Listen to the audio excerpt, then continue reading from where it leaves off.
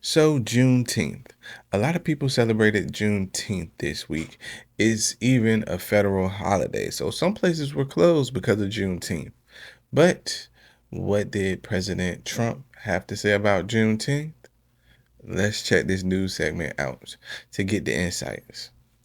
I want to talk more about celebrations because Americans did just come together to celebrate Juneteenth, okay? Federal holiday marks the end of slavery. Some cities scaled back, frankly, canceled celebrations this year with an eye on the Trump administration's DEI rollbacks. And notably, of course, the president did not sign a proclamation this year observing the holiday. Instead, he took to social media posting, "Too many non-working holidays in America. It's costing our country billions of dollars to keep all of these businesses closed."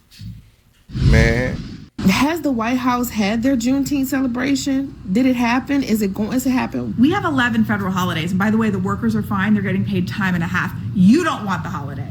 This holiday specifically. We have way too many holidays. We got President's Day, that can go, but maybe that's what he's talking about. Let's just see. so you guys can see what the president has to say about Juneteenth. And just like some of those other influencers, they point out some good points that anybody that is working on these holidays get time and a half. So you don't really have to close your business. You can just pay a few workers to stay in and keep it moving if you want to keep your business open. But he specifically put this out on Juneteenth. That has weight. That has weight in my book. A lot of people like to get on the Trump bandwagon and like to ask questions like, why don't you like President Trump? President Trump is so great. He's literally showing you how he feels about the black culture. Juneteenth is a black cultural day. It's a day when, people celebrate when slavery ended. Regardless on your thoughts on how many holidays there are, and there are only 11 federal holidays out of how many days of the year? 365? Come on, man. So why would the president of the United States come out on specifically Juneteenth and start complaining about the holidays? He tells us in plain sight who he likes, what he's for. And in my book, I don't think President Trump is for black folks. I'm gonna say that on record right here. That right there by itself. On a black holiday, you want to go to social media and complain about there's too many holidays on the calendar. On the black holiday. I'll be interested to see if he complains on any of those other holidays, right? And that is my point. And when someone blatantly shows me that they do not like me, no, I'm not going to support that. I can't support that. You blatantly showing me that you're not for me or my people, it's hard to support that. What else would you call that? Anybody, chop me up in the comments. Let me know if he blatantly does this on a specific day that caters towards black people. What are you telling the black people? Yeah, I don't rock with you. No other way to put it. But, a lot of people still like Trump, support him, whatever.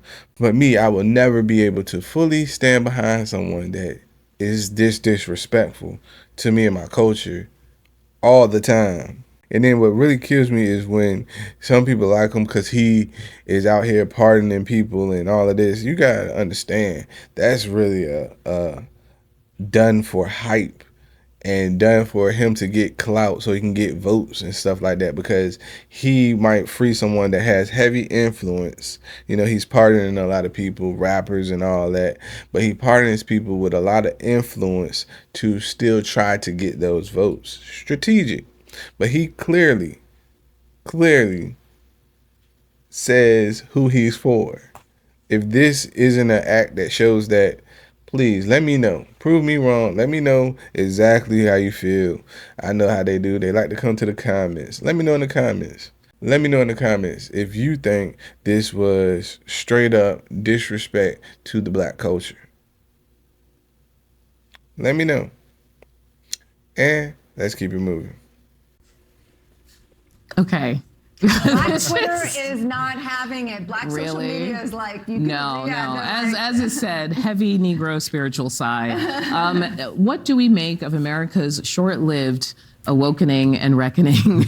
So short that already Juneteenth. Well, President Trump signed this into law in 2020. Let's remember that. Oh, does he remember that? This is what we're talking I don't about. know. And it's definitely an occasion worth celebrating. The Heritage Foundation's president, Kevin Roberts, articulated this. I mean, it's a great moment in American history when word reached, those in Galveston, Texas, that President Lincoln had signed the Emancipation Proclamation. Okay, I think we should celebrate our history. No one believes Trump is not saying that, Rob. Yeah, I can't answer for him. Yeah. But actually, the real question is why not? Why not? And why are you equating Black history, American history with DEI? Why are those two things being conflated? And that is a very important question because everything is getting sucked into this moniker that the Trump administration wants to kind of, push on us. And this is, as you rightly mentioned, important American history. But Lulu, you mentioned earlier the idea that when we were talking about the Dodgers, of the corporations and public institutions that felt like, oh no, maybe there was too much. Maybe things pushed into... Oh, so Juneteenth is too much as opposed to never having marked the formal end of slavery in this country?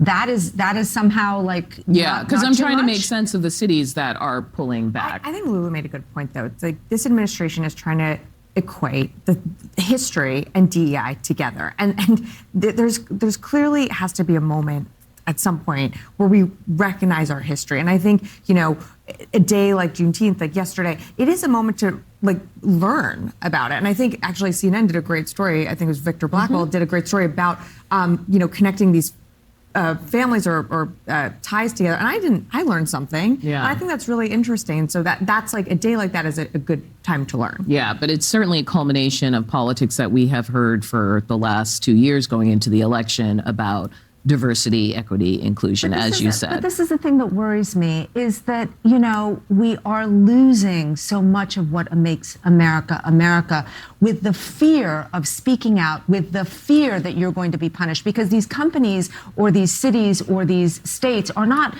taking these actions because they might want to. They're taking these actions because they're afraid of what the federal government will do. But Lulu, can I raise something? So here is the Metro section of the Washington Post. This is a crowd celebrating Juneteenth, and it's mostly Black.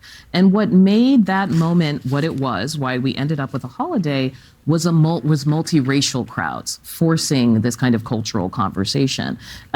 Where are the white people? I mean, this is part of the conversation, as you said, of standing up.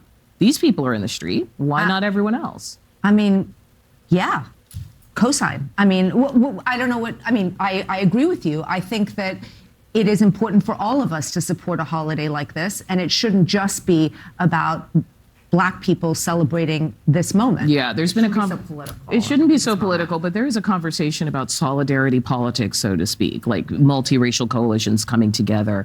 And when you look at what was going on in LA, is that still happening? I don't think it's still happening. I think among the Latino community, that's certainly everyone. I mean, one of the things that happens when there's a lot of pressure is that people fragment. And so I think you're seeing that. I think every community is sort of fighting for its own survival. I do think we have a moment here as over the next year we celebrate America's 250th birthday to maybe come together and find those moments throughout our history where we can have these conversations and educate the next generation about things that have happened in our past. And the White House this week unveiled the Founders Museum. They're doing other things over the course of the next year. And so my hope is, Lulu, that they'll look for opportunities to do that. Yeah, and we'll see. Considering how they've been scrubbing some historical figures from websites and even naval ships. I don't know, but I have hopes, just like you, Rob, if only for my own kids. Governor, as you know, today is a federal holiday.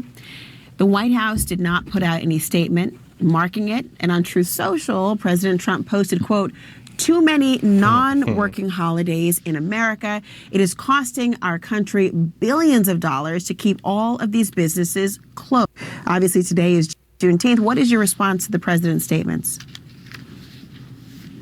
I actually didn't see the president's statement. I was too busy presenting one of the largest mass pardons in the history of this country, and also passing the Just Communities Act, which allocated over $400 million to disadvantaged communities and black communities that have been intentionally harmed over the process of these years.